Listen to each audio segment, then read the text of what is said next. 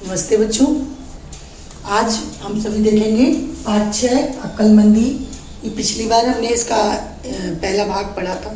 आज हम उसका शेष भाग पढ़ते हैं बच्चों। हमने देखा कि पिछली बार की मिट्ठू जी जो है ससुराल जाने के लिए निकलते हैं, और जब वो निकलते हैं सिर पे छतरी और जो है सब लेके निकलते हैं अपने जो है बहुत ही जो तकरार करने वाले लोगों से भिड़ जाने वाले ऐसे थे मियाँ मिट्ठू जी, और अपने को ही सबसे अक्लमंद वो समझते थे।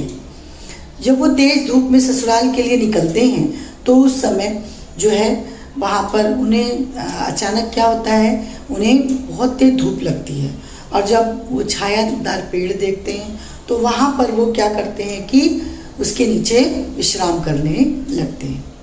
फिर उनके मन में बहुत सारी चीज़ें आती हैं और वो देखते हैं कि सामने जो है तरबूज है, वहाँ से कुछ मीठे तरबूज वो तोड़ करके ले आते हैं और फिर तरबूज खा लेते हैं। जब तो ऊपर देखते हैं जिस वृक्ष के नीचे वो आराम कर रहे होते हैं, उस वृक्ष के ऊपर जब देखते हैं तो वो आम का पेड़ रहता है, तो उस पर आम लगे हुए थे। तो मीठे मीठे आम उनका भी मन किया कि खाने चलूं।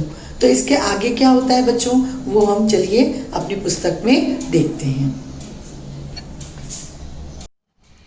तो प्यारे बच्चों देखिए, खा कर के तरबूज मियाँ ने ऊपर को जब देखा, मीठे मीठे और रसीले आम लगे थे ऊपर को। बच्चों मिठे मीठे और रस से भरे हुए आम ऊपर लगे हुए थे, और आम तोड़ने चढ़ा गिर पड़ा, फिर तुड़ा टखने घुटने टखने, हाथ न आते देख आम, तब त्योरी तान लगा बकने। खुदा बड़ा ही बेवकूफ़ है, कैसे उसको समझाऊं, अगर कहीं मिल जाए मुझको तो कच्चा ही खा जाऊं।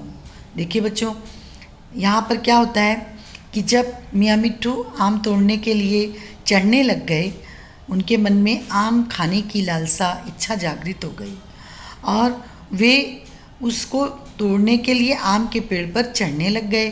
तो अब उनके उसी चढ़ने के चक्कर में क्या होता है, उनके घुटने और टखने वो दोनों ही टूट जाते हैं। मतलब वो बहुत ही जो है उसके परेशान हो जाते हैं। हाथ न आते देख आम, अब तब त्योरी तान लगा बकने, यानी तब त्योरी ऊपर यानी भौएं चढ़ा करके ऊपर बकने लगे। कौन? मियाँ मिट्ठू जी, कि खुदा बड़ा बेवकूफ़ है, इतना खुदा बेवकूफ़ है, भगवान को बेवकूफ़ बनाने लग गए कि भगवान खुदा बड़ा ही बेवकूफ़ है, कैसे उसको समझाऊं मैं, अगर वो मुझे कहीं पे खुदा मिल जाए तो मैं उसको कच्चा खा जाऊं। किसको? खुदा को। क्योंकि वो अपने आप को ऐसा क्यों बोलते हैं बच्चों? क्योंकि वो बहुत ही अपने आप को अक्लमंद समझता था। वो भगवान को भी जो है बेवकूफ़ बनाने लगता है, और अपनी बुद्धि का यहाँ भी वो ज़्यादा बुद्धि के बारे में वो बोलता है कि मैं काफ़ी अक्लमंद हूँ, मैं बहुत समझदार हूँ, अगर ऐसा होता तो मैं जो है ये आम को नीचे लगा देता, और जो है तरबूज जो है वो ऊपर, बड़ा पेड़ है तो यहाँ पे बड़ी चीज़ें होनी चाहिए। देखो बेवकूफ़ ने बेलों पर तरबूज लगाए हैं, बेल जो है नीचे है तो यहाँ पे बड़े बड़े तरबूज लगा दिए हैं। कितने छोटे आम दरख्तों पर ऊंचे लटकाए हैं। तो यहाँ पे लेखक कहते हैं कि वो कहते हैं कि जो ये पेड़ है, दरख्त यानी पेड़ों पर देखो आम जो है, पेड़ इतना बड़ा है और आम इतने छोटे होते हैं। तो यहाँ पर इन्होंने कहा कि आम देखो कितने छोटे हैं, और ये तो पेड़ों पे लटका दिए, अगर ये बड़े होते तो मुझे मिल जाते। तो इस तरह से वो कहता है कि मैं इतना बेवकूफ़ है खुदा कि तरबूज जो है वो तो बेलों पे लगा दिए, नीचे लगा दिए, और जो पेड़ हैं वहाँ पर आम लगा दिए। अगर खुदा में होता तो सब गलती देता दूर भगा, पेड़ों पर तरबूज व बेलों पर चट देता आम लगा। मतलब यहाँ पे कह रहे हैं कि मियाँ मिट्ठू जी कि अगर मैं खुदा होता, यानी अगर मैं भगवान हो जाता तो जो है मुझे जो है मैं क्या करता कि मैं अगर खुदा होता तो जो भगवान के द्वारा जो सारी गलतियां हैं उनको मैं दूर कर देता और मैं पेड़ों पर तरबूज और खेतों में आम के फल लगा देता झट से। चट यानी झट से। देता रहा खुदा को गाली, आया मन में खेद नहीं, ठंडी हवा चली मिट्ठू को, निधड़क आई नींद वहीं। मतलब भगवान को वो क्या करता रहा, ऐसे ही कर करके हमेशा खुदा को वो हमेशा लगातार भला बुरा कहता रहा मिट्ठू। उसके मन में ये जरा भी पछतावा नहीं हो रहा था कि मैं क्या कर रहा हूँ। ठंडी हवा जब चलने लगी इतने में तो मियाँ मिट्ठू जी को क्या हो गई, नींद, बहुत अच्छी हवा से उन्हें बेधड़क नींद आ गई। उस समय निधड़क यानी बिना कोई डर के वहाँ नींद आने लग गई। उसी समय ऊपर से एक आम अचानक टूट गिरा, टूटी नाक मियाँ मिट्ठू की, खून बह निकला बहुतेरा। उसी समय क्या होता है, जब उनको नींद आ जाती है, बेधड़क वो नींद में सो जाते हैं, गहरी नींद में, उसी समय क्या होता है कि ऊपर से एक आम जो है टहनी पर से टूट कर और वो नीचे गिर जाता है। और वो गिरता भी कहाँ पर है, वो मियाँ मिट्ठू की नाक पर जाके जो है गिर जाता है। और उसके ज़ोर से, उसकी जो है भारीपन से जो है मियाँ मिट्ठू की नाक से बहुत सारा खून जो है वो निकल पड़ा। ऐसी हालत में मिट्ठू से दर्द न झेला जाता था। ऐसे जब उनके ऊपर गिरा आम तो उनको क्या हुआ कि रक्त की धार उनके नाक से बहने लग गई। अब ये मियाँ मिट्ठू जो हैं वो दर्द को झेल नहीं पा रहे थे। फूट फूट कर रोता था और नाक नाक चिल्लाता था। फूट फूट कर रोने लगा और क्या, नाक, मेरी नाक नाक नाक नाक नाक को क्या हो गया, ऐसा वो चिल्ला रहा था।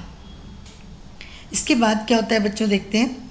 आंसू और खून की उसके मुख पर धार लगी बहने। उसके मुख से, उसकी आंखों से आंसू गिरने लग गए और खून की धारा बहने लग गई।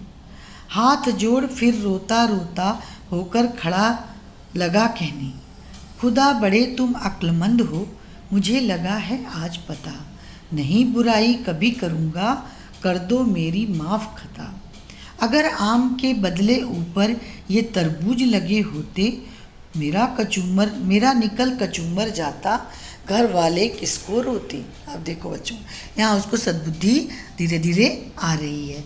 और क्या कह रहा है मियाँ मिट्ठू कि हे भगवान, हाथ जोड़ लेता है और रो रो के कहता है खड़ा होकर के कि हे भगवान, हे खुदा, तुम तो बड़े अक्लमंद हो, सच में तुम अक्लमंद हो। और उन्होंने फिर से क्या कहा कि आज मुझे ये पता लग गया है और अब मुझे आज ये एहसास हो गया है और मैं अब आपकी कभी भी बुराई नहीं करूँगा। इसके बाद उसने कहा कि जो मुझसे खता हो गई है, अर्थात मुझसे जो गलती हो गई है, तो उसे मुझे माफ़ कर दीजिए। अगर आम